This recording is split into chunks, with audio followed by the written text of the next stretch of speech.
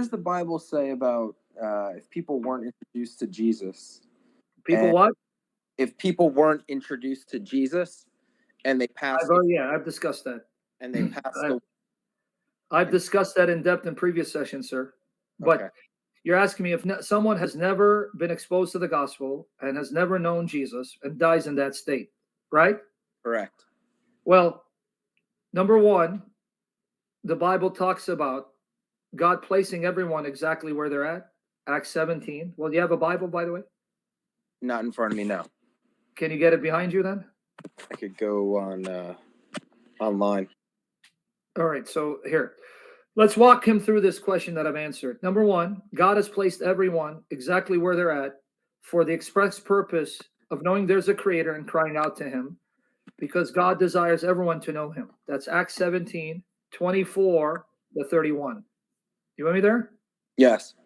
But did you look at that because you can verify it, or you just okay? I'm just taking your word now. Okay, so yeah, you trust me. But then it says in Acts 17, 30, 31, to the Greeks, the Athenians who are steeped in idolatry, that he says, in previous times, God overlooked such ignorance. Your idolatry, he overlooked it because he knew you were ignorant. You didn't know any better. You had an idea of a God that may be there that you don't know. So I've come to make him known.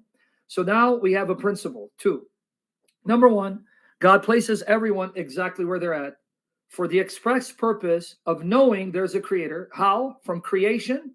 When you see design, you see the complexity of creation, and you see the multiplicity of created things that are very complex, like trees, and you see fields with various flowers and vegetation and fruits and variety of animals and insects, and you see oceans, and all of that shouts, this was designed by an intelligent mind who's powerful. In other words, people are not born atheists, they're made atheists. People are born looking and observing, knowing someone put this together. So then God did that so that you can then inquire who that someone is. And as you seek him, he makes himself known, which means that everyone is exactly where they're at for one purpose. That's Acts 17, 24 to 31. To know God exists, and he wants them to know him and save him. So with that said, if you're crying out to God, he'll make himself known to you. That's Acts 17, 24 to 31. And Hebrews 11, verse 6 even says the same thing, that those who know God exists, right, that he is, and desire to then seek the God that exists, he rewards them. He's a rewarder. He rewards those who know there's a God and that he exists and they want to know him. And how does he reward them? By making himself known. So that's number one. Okay. Now, that means we have one or two options. Option number one means that those who never heard the gospel, it's because God knew that even if they heard the gospel, they would reject it. Right? Because you're assuming if they heard the gospel, they'll accept. Well, Jesus was God in the flesh, did miracles, they rejected him, right? Mm-hmm. The Egyptians saw God bring plagues on them, and the Egyptians saw God in a pillar of cloud by day and a pillar of fire by night, saw the Red Sea split, and they rejected him, right? Yes. The Israelites saw God in a pillar of fire by day, pillar of fire by night, saw the plagues and the manna, heard his voice, and they still sinned against him, committed immorality, and fashioned a golden calf, and he let all of them die in the desert and only allowed their children to enter, right? Correct.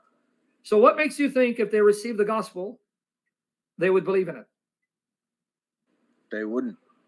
So my point is, can God, knowing that this person here doesn't even seek me and cry out to me, and therefore, if I send him the gospel, he or she won't accept it, and on that basis, righteously condemn them because he would know when they stand before him that they would not have accepted the gospel? Yes or no? Yes. Okay, yeah. But there's a second option. I know you're getting excited. Calm down, man. I know you're like, no, but hold on. The second option is this. Because Paul said that God overlooks such ignorance. Acts 17, 30, 31. See, this is the second option. See, that's why I'm saying I'm giving you two options. Okay. I also tend for the second option.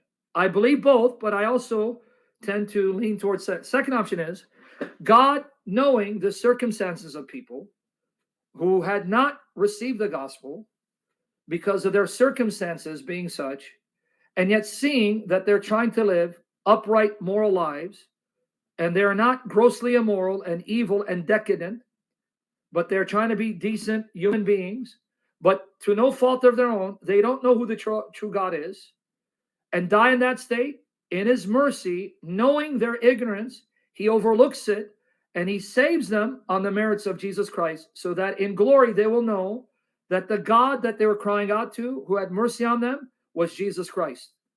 Wow. You hear me there? Yes. That's so amazing. either or is biblical. But at the end of the day, we do what Abraham said in Genesis 18:25. Shall not the judge of all the earth do what is right? He's perfectly just and righteous. So he'll take into consideration that old grandmother in Bosnia,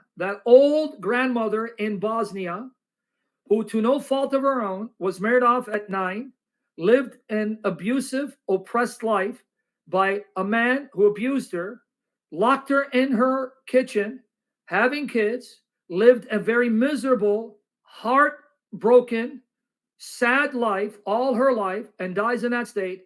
God of infinite compassion looks at that woman with mercy. There is no way the God of Scripture would see a woman who is not literate, doesn't have, let's say, television, can't read, locked in a community where they oppress her as a slave all her life and dies in misery, and then God condemn her. That's not the God revealed in Jesus Christ. Thank you. Did I answer your question? Yes.